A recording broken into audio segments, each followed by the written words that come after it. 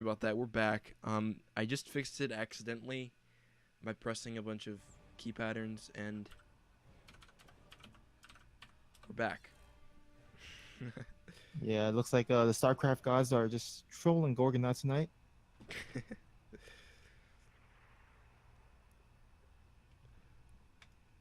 All right. All right, I'm going to go ahead and load set three. Okay.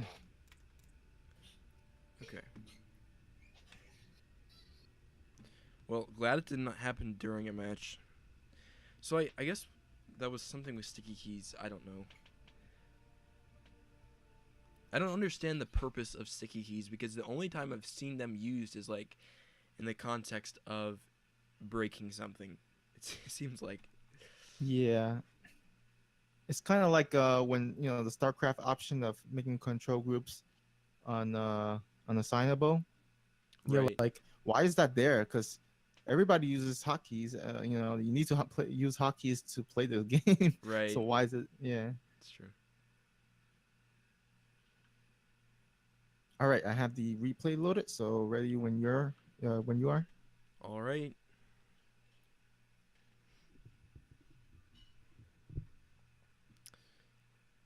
It is starting right now. All right, everybody, for set number 3 of PsiX versus UR in the bottom corner of 16-bit, it's Good Target. And spawning at the top right, we have our pink Zerg representing Team Unrivaled or Team UR. It is Sunny. Funny thing is that we actually have a Sunny in our team as well. Yeah. He's a GM Protoss. So pretty sure it's the different Sunny. You think? Yeah. Looks like looks like both players are pretty mannered. Gonna go ahead and wish each other good luck. And we have a ZVZ in what's this map? 16-bit? Or Yeah, yeah. 16. And we also have the pocket expand, but I think most Zerg likes to take the outside base instead because you could start spreading creep towards your opponent much faster that way.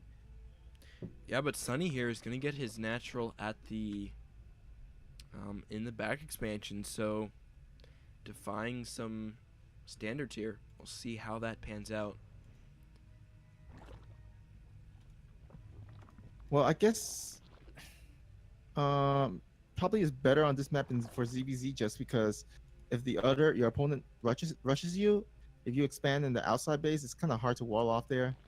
In the pocket one, you could just send two queens at the ramp and use that to hold position and block the zerglings and banelings from popping up. So I guess probably better to get the pocket expand in ZPZ on this map. Yeah, I think it's interesting choice because if you are able to secure the front natural, then you can get the third super easily, of course. So it's a little bit of a risk because you are open to a rush or something like that. But if you have good scouting and you know how to react properly, then I can definitely see why players want to do that. Take the little bit of risk for the reward. But both players look to be pretty similar as far as builds. Although Sunny's building 8lings as opposed to the only 2 of Good Target. Now Good Target is getting a spine at her forward natural, so kind of a trade-off for some of those lings there. Mm-hmm. Now it looks like this is just gonna be just a few zerglings because he's actually went back to droning, so it's not gonna be a all in of any type. So I think just based on what happened here, I think it should favor Good Target, just a bit because she was able to, make some more drones and has the spine calls to defend. Although I do think that Good Target needs to maybe position her queens. Okay, there she goes. Got to block that entrance there. And that one spine crawler is there, and the drones are primed to defend. And Sani right behind this is throwing down his third quite fast, so he's hoping to try to keep Good Target contained here. And We'll see how long that third goes unscouted. Okay, the Overlord from Good Target doesn't quite see that expansion, but if she does see it, then she could choose to make some build order choices to try to punish that. We'll see if she does. Both players getting their Bane Nest, although Sunny's is much quicker and his Roach Warren as well. Good Target is just a little bit behind, I think. Um, they're about tied in workers, but in tech, Sunny's going to be quite a bit ahead. Oh man, that overload of Sunny at the natural of Good Target's base is like irritating me because it's like you just want to kill it there. It's just like right there. See if you can try. Okay, so the Banelings are coming in here for Sunny, and will they get a good connection? They're coming in here. The Spine Crawler bursts one of them. They're wrapping around again, and it looks like so far a good defense from Good Target. Her Queen's held at the ramp, didn't even and had transfuses there, so a good hold from Good Target there. And now she's going to be moving forward. Oh no no no! The Zerglings. Okay. Oh my god. Oh, that was so stressful for a second there. Oh my god. Sunny had the chance to blow the whole Zergling army up. You know, Good Target can't really do much here. She's attacking into the lines of Sunny's reinforcements, so being a little bit too aggressive here, I think. But only a handful of lings. Oh man, the second batch of Zerglings actually got blown up by one Baneling in the middle of the map. So right now, Good Target not looking really good. She's down 7 workers as well as army supply 23 to 10. And the thing for Sunny is that he's on 3 bases compared to the 2 bases of Good Target. And Sunny has also the Roach Warren as well. So he's on ahead compared to the target by a lot. The only thing where, yeah, Good Target is Lara will be a bit quicker, but I'm really kind of curious to see what her build is. Right now, it's not really making a ton of sense because it basically seems like she took the forward third, but now she's going to be quite a bit behind since Sunny got 3 bases unpunished and his tech earlier as well. And now we see a supply discrepancy, a 30 supply army lead for Sunny. Although the workers are even, Good Target needs to get that third down soon. Yeah, I mean, if she was like, had her lair done right now and had like Spire on the way, I think it would be okay because you could do some damage with the mutas and stuff. But so far, nothing going on so far for Good Target. She's getting her third finally, which is way later than Sunny's, and she's gonna try and come back into this game, but it's gonna be a really tough uphill climb here. Yeah, she's getting her third, and she is quite a bit ahead in drones. She's about 10 drones up because Sunny had to invest in Static D in his main and back natural. So that's one thing Good Target does have going for her, that she's heading drones. But we'll see if she can get the third up because she really needs that extra larva. Oh yeah, I think I know what happened. So Sunny had Overlord at the third of Good Target and saw that it was like really late compared to his, so he automatically thought it was a 2 base muta, and so Hmm. he over prepared against the mutas. Uh, while Good Target just got her Spire is being made, and there's those spore callers were unnecessary. It could have been drones mining. That's probably why Good Target is ahead in workers right now, but I still think Sunny is in a good position. He has a good amount of spore causes already defended, so he won't take much damage. As well as he has got the Roach Warren with a bunch of roaches and lings and banelings. So if a good target wants to take a fourth, it was going to be difficult. And I think the only thing that he needs to do is just get Hydra's Den, and he should be fine. Yeah, I mean, Good Target's build's interesting. I wonder if she skips, like you fake a 2 base muta, but then you skip it, and then you just go full macro, and then it's like the reverse psychology there. That would be interesting. Yeah. Because I mean, it forced like I don't know, 4 or 5 drones to be into static D. So that's a small victory, and then she's on 4 bases behind this. That's insane. Yeah. Now, when you're behind as Zerg in ZVZ, I feel like there's like mainly two ways to get back into the game. It's either you go for mutas, which is good target is doing, and try to get damage done, and try to catch your opponent off guard and try to kill some drones here and there. Or you can go for Roach Ravager yourself, and if you have enough Ravagers, you can kind of do some infinite corrosive bios and kind of push the or scare the army away back, and then until you can like come back and even out the army supply. Now there is mutas on the way flying across. Let's see how much damage this get done. You know, one thing that's interesting is the queens have a ton of energy for transfuses, so not the best call. Diving on these, it's kind of wasted energy, I think. Okay, now good target. We'll get that the queens actually, there was a possible transfuse there. But you should be trying to look for some spare overlords around the map. There's a couple, only one. So, a good target got like, what is it, 8 mutas, if I remember. So getting like that number of mutas is pretty good in a ZVZ because then you can kill some overlords.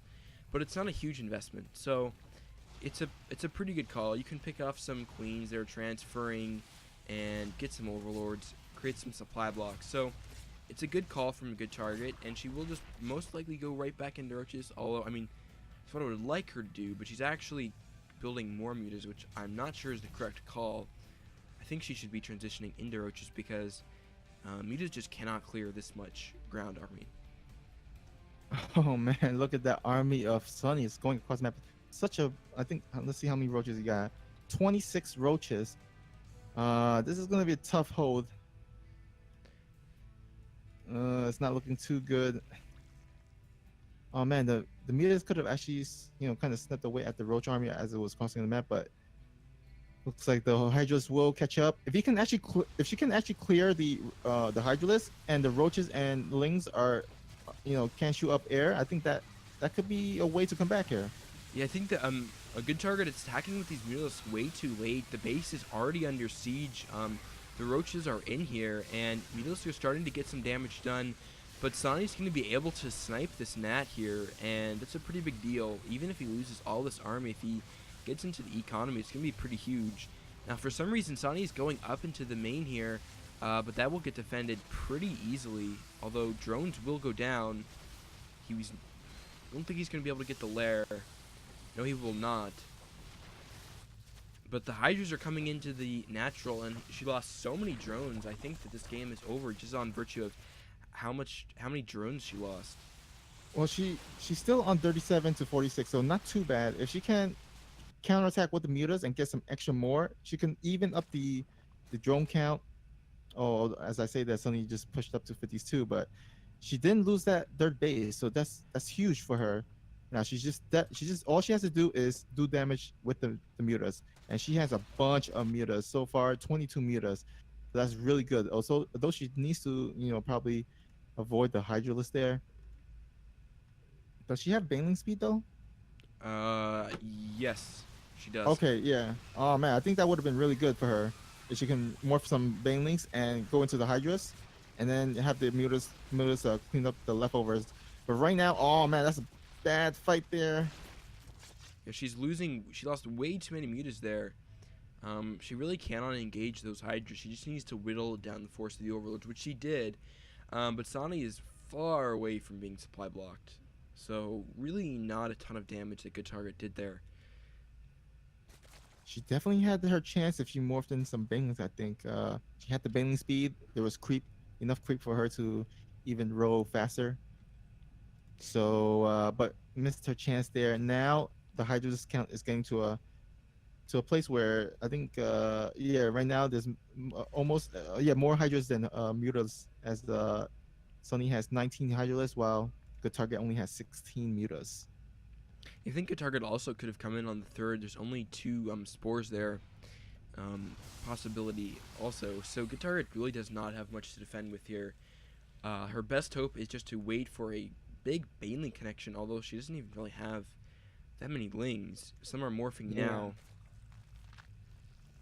Just a bit too late, I think. The Hydra's going to come in here and take a good fight. The Hydra's just dishing out so much damage, sniping queens, evos, overlords, and just gonna snipe that hatchery so quickly. Nothing good target can do. All right, she does have a few banelings. Oh wow, does have some good connections, and I think it will allow her to barely just clean this up. But at what cost? She already lost her third base. She's she's down in terms of workers a bit, as well as army supply. So her only chance is just do some massive damage with these mirrors, which I don't know if she can because there's a bunch of Hydralisks. The uh the the other bases are kind of spored up already, so it's not a lot of openings for good targets to take advantage of. Yeah, I'd like her to. Oh my God! Actually, look at that fourth base of Sunny. Yeah, that's. Oh wow, that's way out there. Okay.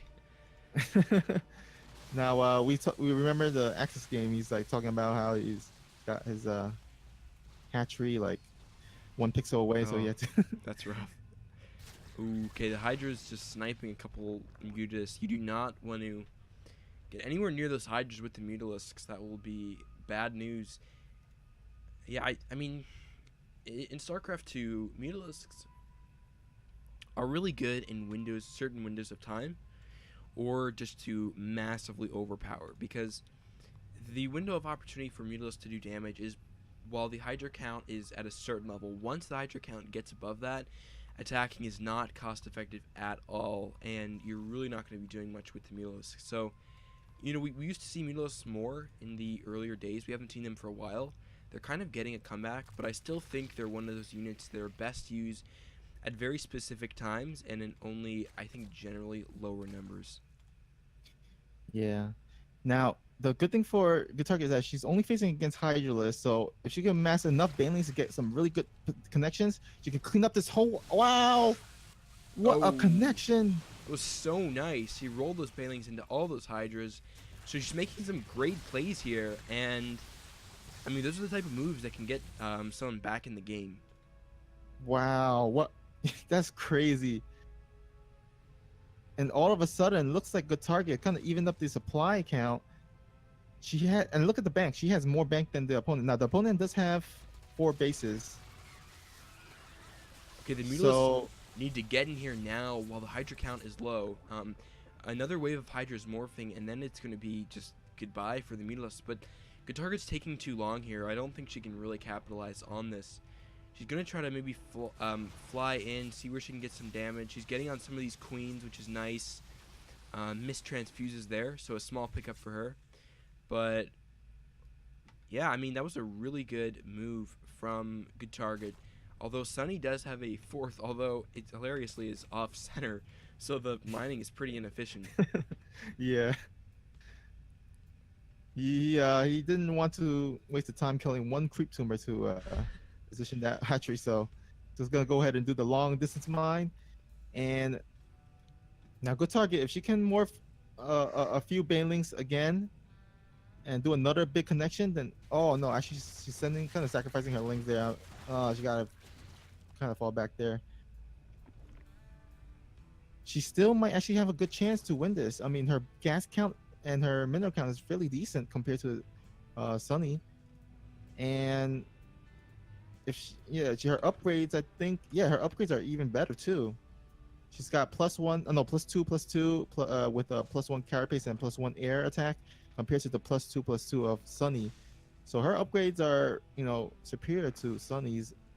Now she does probably want to spread her creep because if she wants to get some bailing hits, she might want to actually get some creep going on her side at least. Yeah, the big issue I think with good target is just the fact that she's still building. I mean, I feel like she definitely feels like she has to commit to Mutalisks because she's built so many already.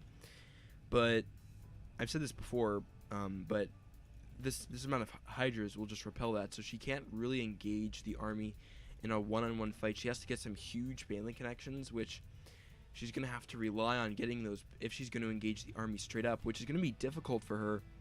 So we'll see if in this next fight, good target can keep up the streak she's had. I don't think she will because the army supply is just getting so high for Sunny. And here we go. The big force of Hydras is kind of in a weird position. Banelings are rolling into it, but Hydras can snipe so many of them before they even get in. The Mutalisks from Good Target are poking in here behind the Hydras, but they're Oh attacking Queens, no. which can transfuse themselves. This is just going so poorly for her. Oh man, I feel like she just threw away the game that at that point. Oh my god, she's sacrificing all these Hydralisks and Lynx for this hatchery. I'm not sure that's worth it. I don't think she's even gonna get it. Oh man. Yeah, that was rough for Good Target. I just think, yeah, I don't think she had a chance there. I mean, she did a pretty good job distracting the Hydralisks, but focusing on Queens with Mutalisks is not effective damage. You need to be focusing on the drones. Queens can transfuse themselves pretty easily. They're really not that high of an objective. She's targeted them at a cost several times this game, so I think something that she should take note of. But the army of Sunny is coming in here, and the pure DPS of these Hydras are just gonna melt this fourth base, and they're coming into the natural again. I think this should spell defeat for Good Target. Yeah, I think this is it. One last Baneling connection. Does get a few Hydras, but not enough. And yeah, it looks like the Sunny will take this game, and I think the score will be 2-1 in favor of Team UR. Coming in strong, and GG's called, and Good Target will drop the game.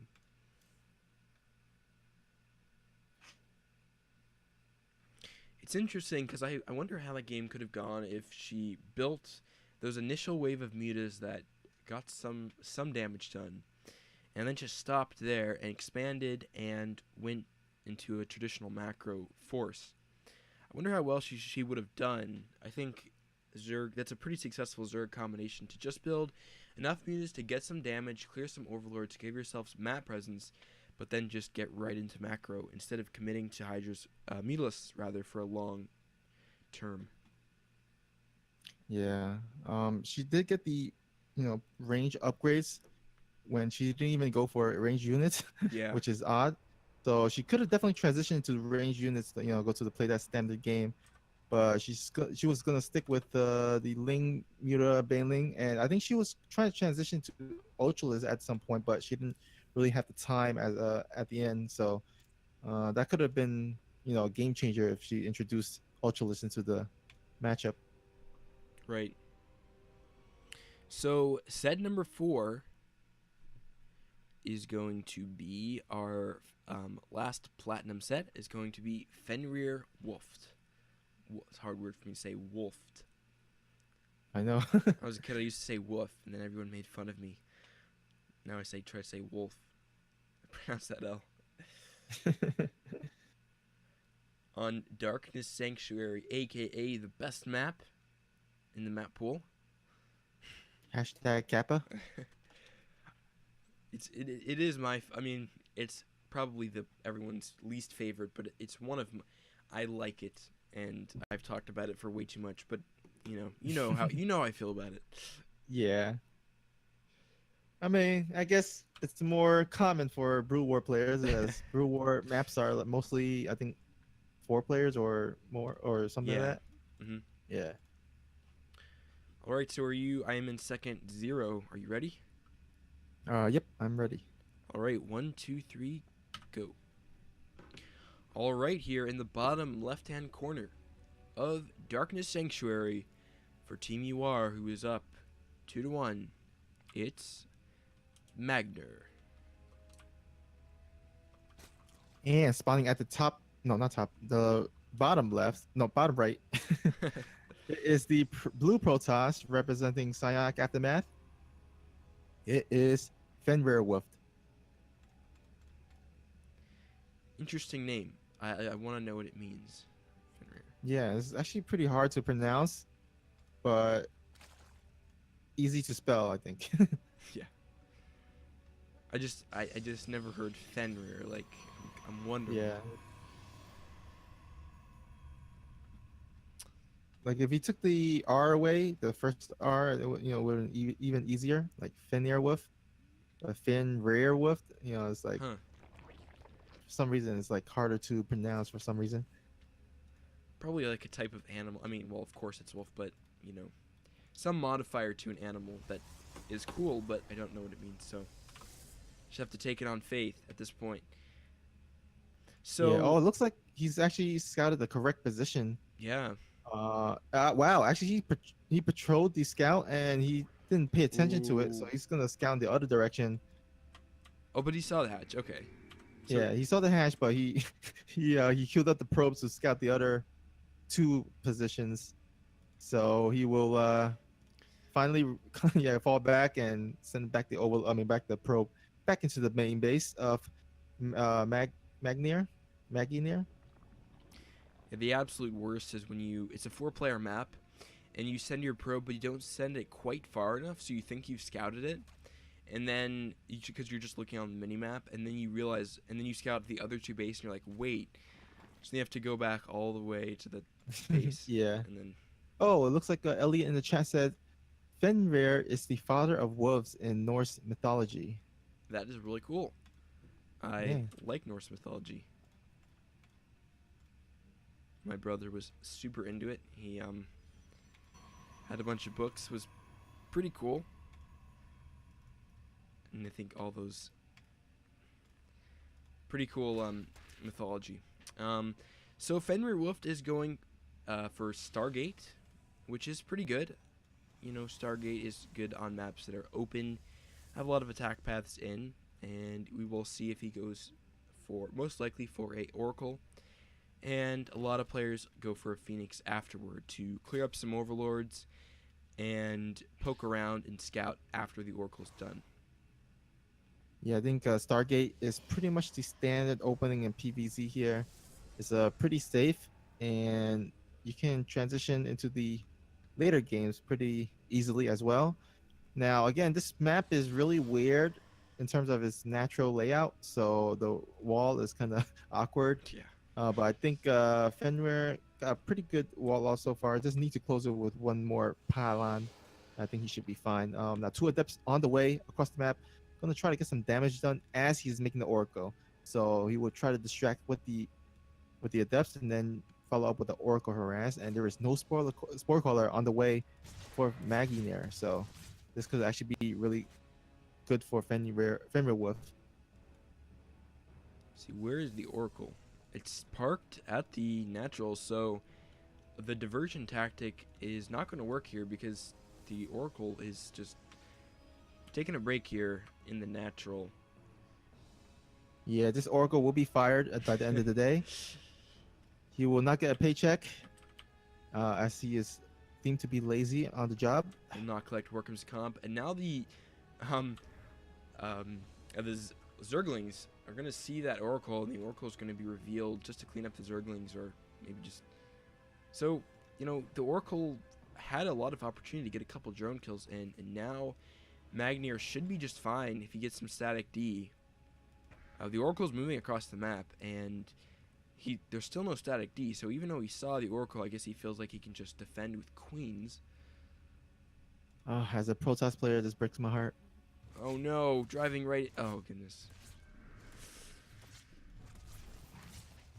Okay. Gets 5 drones. Okay, loses the Oracle though. All right, I guess that was the best as he could do, considering it was a really late Orco. Now, I'm not sure why the response from Magnier was that late. You know, as soon as he saw the Oracle, he should have made the Spore Crawler, but it was really late on the Spore Crawler and lost 5 drones for it. Now the drone count is even, and looks like we'll be transitioning into the later game. Oh, actually, the Depth catches the Lings here, so pretty good, pretty nice win there for Fenrir Wolf. And for Fenrir, his Twilight Council of choice is going to be Glaives, Adept Glaives, which is interesting because we see that sometimes, a bit of an old school build. If Fenrir went for a couple of Phoenixes, so the kind of Adept Phoenix, Colossus style, or just even Adept Phoenix. But he's going to be committing to quite a number of Adepts, which is going to be interesting because There's some static D up at the natural, not at the third though. So if he goes into the third, he could get something done with this Force of Adept Oracle. But there's Oh actually a yeah. Force of Lings at the third for Fenrir.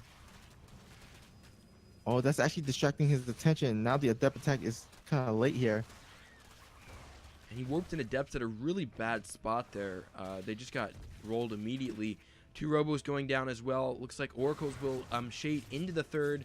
This is pretty good. He needs to start firing now. Yeah, with the Glaives, he can wipe out a ton of drones. So well played by Fenrir with the distraction tactic. Got 18 drones total so far. Oracle's diving in also into the natural, getting a queen. So far, he's playing this really well. Adept shading in, though, into Static D, not the best choice. But yeah, pretty good for Fenrir. Ooh, that actually was a little bit scrappy by both players there. But Fenrir Wolf, I think, yeah, he's got the two robos. He got his dirt base safe. Funny enough, that Overlord's kind of pooping creep next to it. Yeah. Won't block it, but gonna stake his claim there and do his business.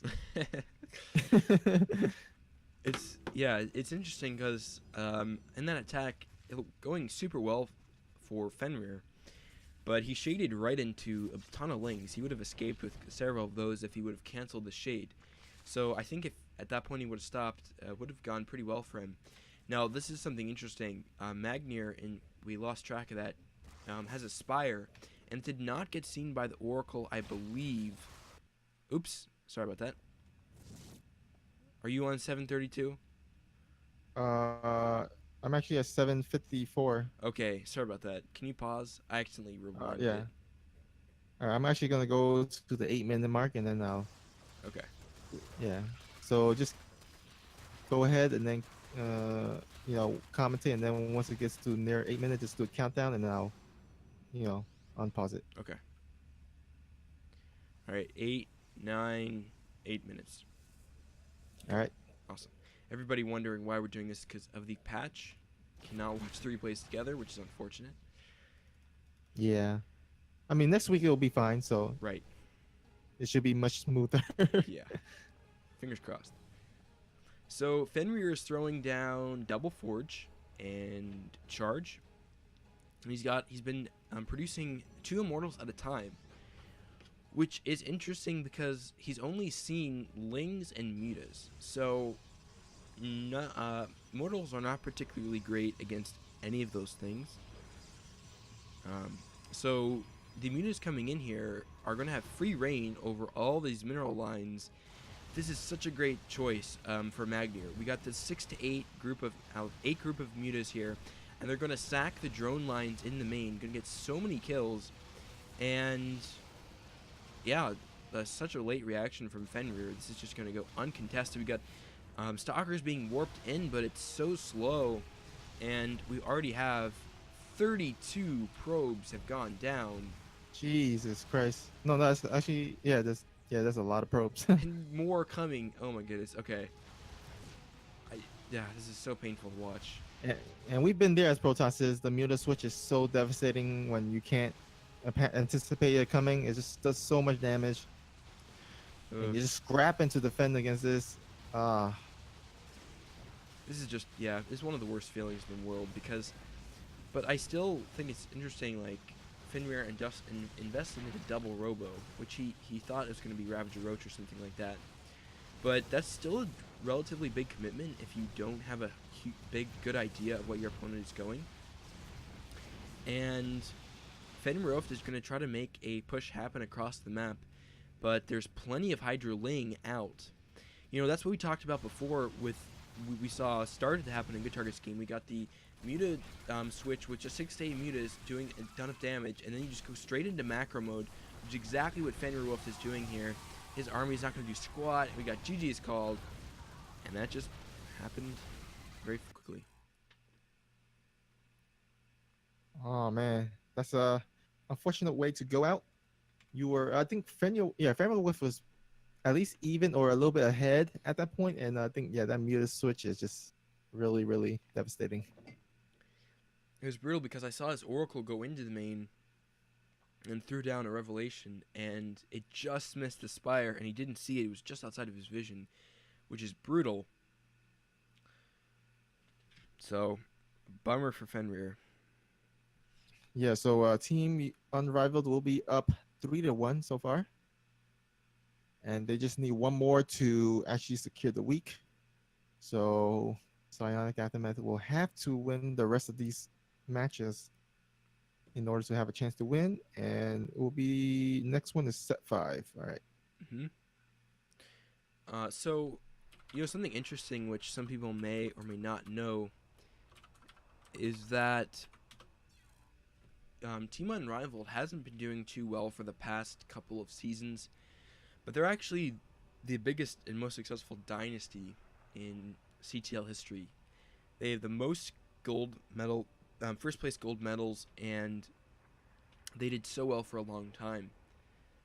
Now, what's interesting is that a lot of people are predicting SE Swarm to be the next UR, be the next dynasty in CTL. So we're in season 1 of that, and one of the things we'll be looking at in the upcoming weeks is how to beat SE Swarm, because I am definitely predicting. I definitely do not want to let that dynasty happen. So we're going to be putting up a good fight against SE Swarm and Born Gosu in the playoffs. And yeah, stay tuned for that, guys. It's going to be a exciting fight. Or maybe some other team will help us defeat Caesar. Right? Yeah. Group effort. All right, I have the replay loaded, so ready when you are. All right. My slow computer is just coming in now. This will be a John Goodman PvP on Redshift. He recently just started playing for CTL for us. Been doing a good job coming in. Yeah, he's been a new member of ours, actually. Right, yeah.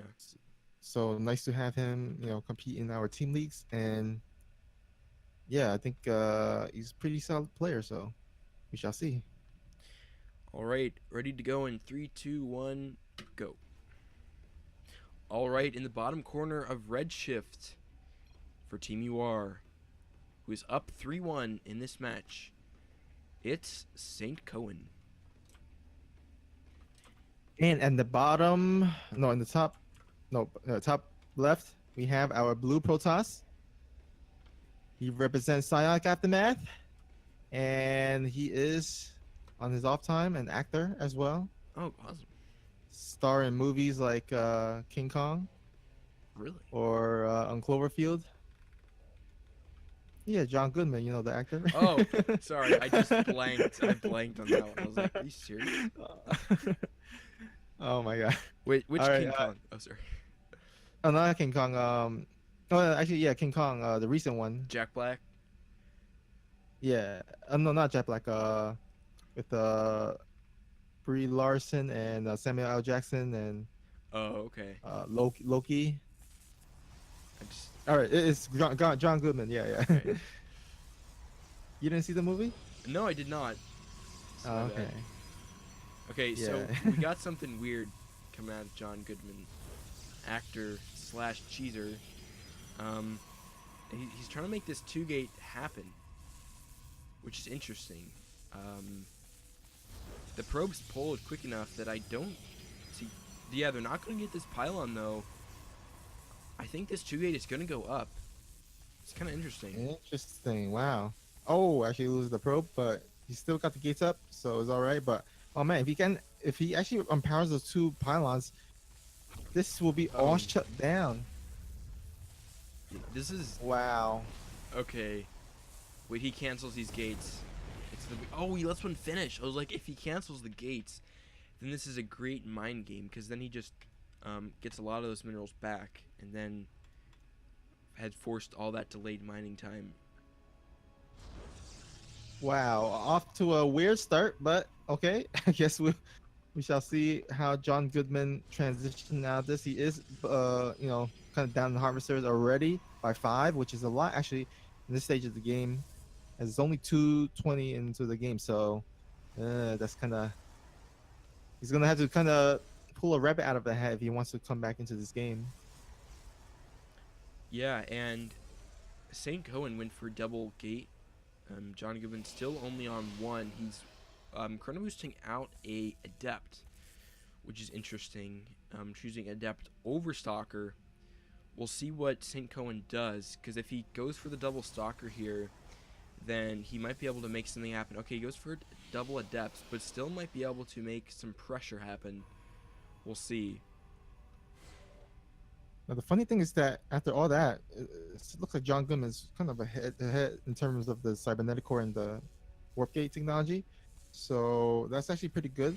But oh man, oh no, it's actually Stargate versus Robo, and whoever usually goes Stargate is usually the one that's kind of ahead because it's kind of good against Robo. So kind of the unlucky choice there by John Goodman, but he's gonna go ahead and send his adept, one adept though.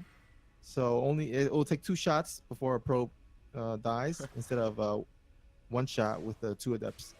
These adepts in the middle. Um, Cohen took 2 shots from the adept. He might. Okay. Guns it down. One is a little bit low, though. And there's actually nothing here at the Oh yeah, main. there's no wall by He's John just Goodman, waiting. so Cohen is just waiting, and he's losing probes. Okay, this is weird. John Goodman just took out a couple probes, but St. Cohen's adepts just parked, and there's actually nothing in the main to prevent these adepts from coming in and getting some economic damage. So they just wasted precious time. That was such good timing for John Goodman. He puts down the wall. He could have been oh in a nice. world of hurt here if those 2 adepts got in and got into the probe line. That was some really nice play by John Goodman, and I think yeah he's kind of played his way back into the game. Although St. Cowan is banking on a lot of minerals here, so definitely want to spend that minerals, maybe expand or add some additional gateways, but definitely needs to spend that minerals. Yeah, it's weird because for a split second it looked like maybe John Goodman might have been in a little bit of trouble, but this lack of macro from St. Cowan is really gonna hurt him. There's an immortal push coming out, and if the second immortal comes out, it's gonna be pretty strong. Ladies and gentlemen, we are seeing a 6 gate 1 base Protoss here. Whoa. Okay, this So is this is really weird. yeah. Funny that Zeno in the chat says here I thought I was the weird Protoss. So the adept from Cohen is coming in and gets nothing. Yeah. Zero Yeah, that's kills. really good. And he snipes the adept. Nicely done by Goodman. Oh, Oracles dies. So far things turning around after that horrible start by John Goodman. So I would say right now he's ahead 10 supply, ahead as well in terms of worker +2, but the army supply 20 to 11. So stronger army for John Goodman, but he needs to get damage done because you could see that St. Cowan actually went for the goat. So if John Goodman lets him mine from the gold, then he can actually let St. Cohen get back into the game. So you might want to actually start attacking, which it looks like he is. He's moving out, and looks like we don't have much from St. Cowan himself. He only has 1 stalker and a bunch of zealots as well. Yeah, Goodman's waffling here. Not gonna go up that ramp. Oh, if he could snipe this Oracle would be so nice. Okay, just gets away with it.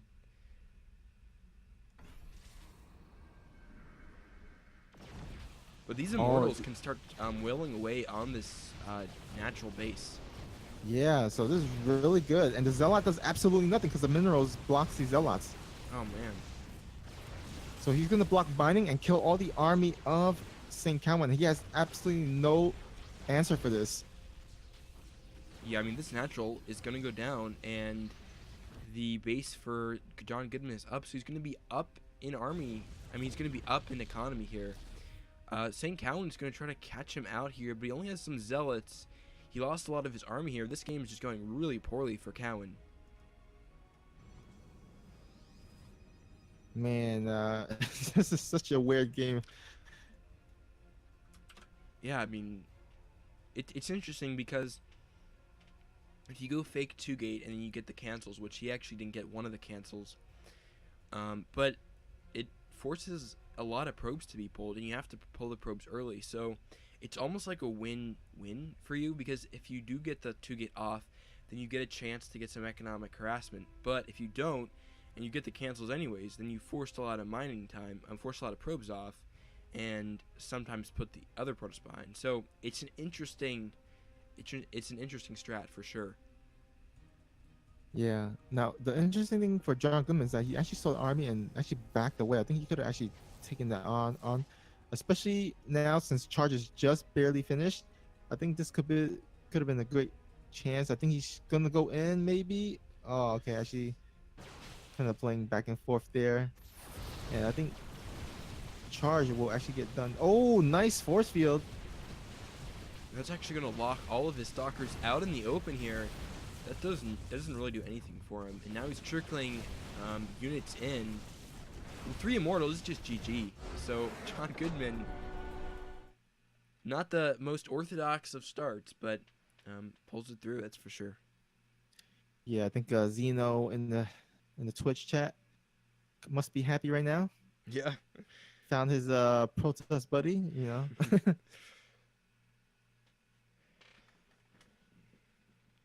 I think two gate is kind of a lost build nowadays. I just don't see it as much anymore. Yeah, I mean, I've seen proxy. I mean, you could do proxy, gateways into Zella if your opponent is not expecting it. But if the opponent does scout it, then it's kind of easy to defend. I think at that point, uh, especially considering the map, you know, Right. the map layout. Okay. All right, so now the score is 3-2, and we are heading into our sixth set, which will be our Diamond One set. Okay, ladies and gentlemen, buckle in because this is the very last game of this week. This is the deciding matchup to see who will win this. So Sigil did get a walkover, so the score right now is 3-3. Sweet. So yeah, this is be all for the fame and glory here. Right? And this was actually a really close week. So congrats to TeamUR. If it's 3-3 coming into the final set, that is good job by both teams. Now we have our very own Sun Lily who's in the chat, and looking forward to casting her. All right, replay loaded, so I'm ready to go when you are. Okay, ready? 1, 2, 3, go. All right. In the bottom corner of Lost and Found, for the match point set, it's the purple Zerg Sun Lily, hailing from Canada. So, And spawning at the top right, we have our blue, no, not blue Protoss, teal Protoss representing Team Unrivaled.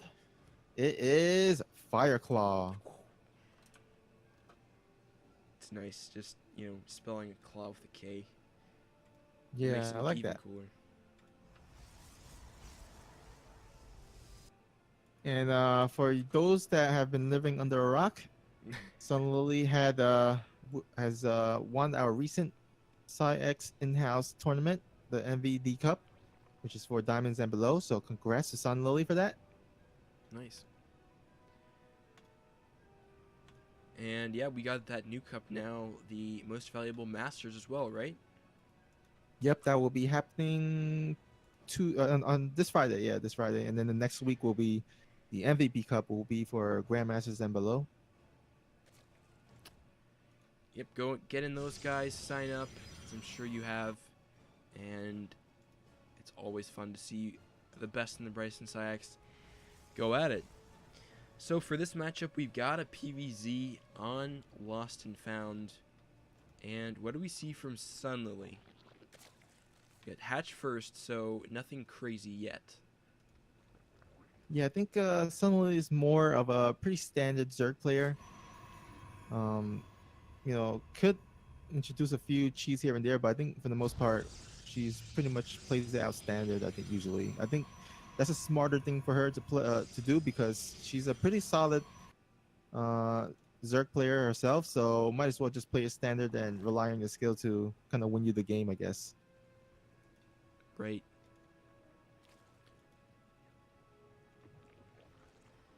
Now, Gorgonath, what do you think about this wall of this Protoss here? It's interesting. eh, it's is it leaving two spots open? No, I think it's just one spot, but that spot does not fit a stalker. I don't think. Yeah. Pretty sure it doesn't fit a stalker unless the stalker goes on the diet. But So yeah, that's well, one of the things about StarCraft 2 is that it gives you a nice grid, so you can plan it out visually. So I think players should take advantage of that. Just take a second, even if like, or even something I do is in Brood Wars. On your second monitor, put up a position of the pre-built wall that you have on your second monitor, so you can just look at that, and get it in your head. But I don't think it'll be a huge impact in this game. Um, yeah, so Fireclaw went for two adepts coming in, and two adepts. They're gonna come in. We'll see if they'll get any drones. Now, okay, Sunline's getting a little bit weird here. She's getting a Roach Warren, and now a Nidus Canal. wow, she went straight into to layer attack. Wow, this is gonna be a Nidus Roach. Oh man, if this gets scouted, this is gonna be really bad. Oh no. But oh, she misses the night. I mean, he misses the Nidus. Oh wait, okay, he lets the thing shade. Still has not scouted it yet. I don't think. Oh, now he scouts it.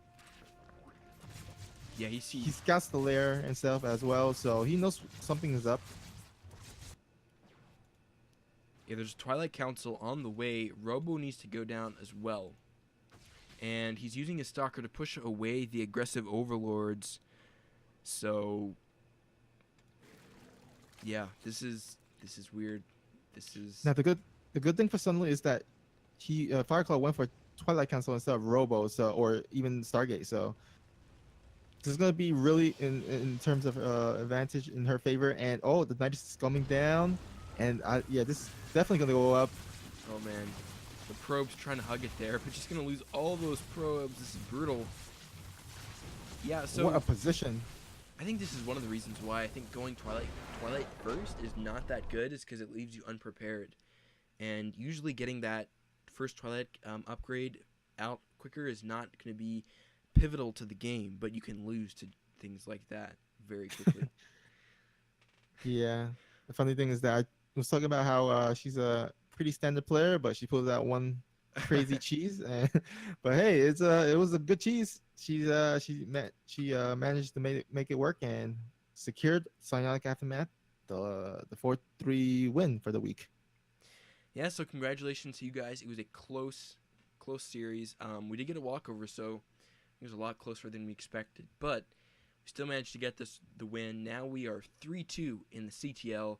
So congratulations to everybody who's been contributing. Um, you, Sippy, Snap, all the guys in the leadership of this, helping out. It's been a group effort.